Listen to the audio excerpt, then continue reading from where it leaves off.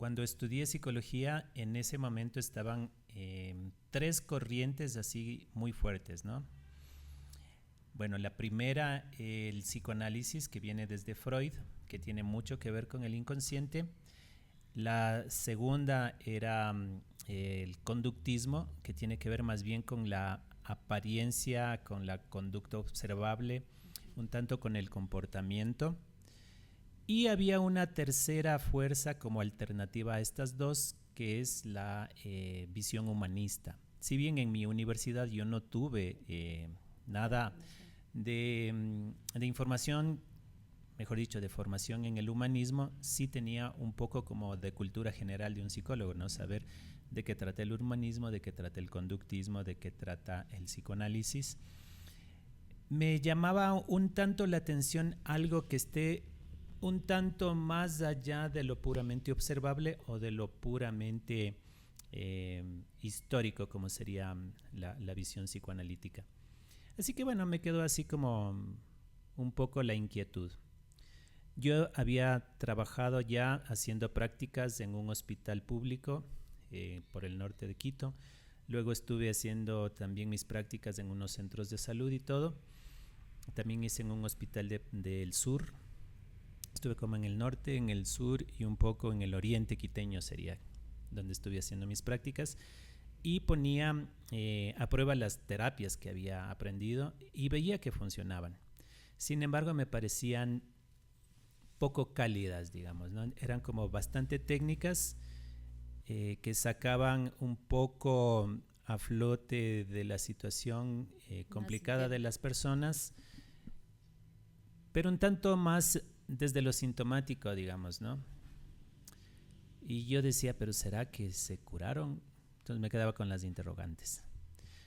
Bueno, resulta que yo dejé, por la situación crítica en la que vivía el país, dejé en una pausa todo lo que tiene que ver con la psicología porque me dediqué a trabajar en algo que no tiene que ver con la psicoterapia en sí, sí con el servicio, porque estaba trabajando en un hotel en donde yo tenía que entrar mucho en contacto con las personas, buscar la manera de satisfacer sus necesidades y sí practicar el contacto humano. Y entonces de allí me llegó una publicidad de un retiro de 21 días en donde se ponían en práctica muchas formas de psicoterapia. Así que yo saqué mis vacaciones de casi un mes, que fue un poco difícil lograrlo, pero bueno, pude acumular vacaciones. Cuando ya decidí, trabajé horas suplementarias, digamos, no eran extras porque yo no podía tener horas extras, pero sí luego podía acumular para tener días. Y bueno, me fui a este retiro y allí encontré en forma práctica las técnicas provenientes de la visión humanista de la psicología.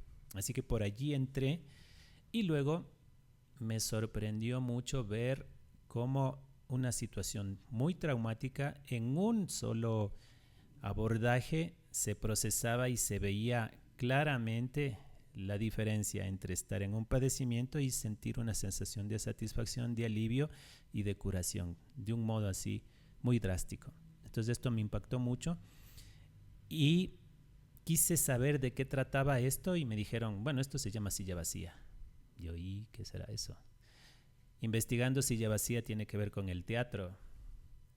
Entonces es como un actor representa que hay alguien, por decirte aquí, le habla a ese alguien como si fuera un ente real, pero en realidad no es, pero es el espacio que está allí y generalmente se ponía una silla sin nadie, es por esto una silla vacía y ahí se ponía alguien.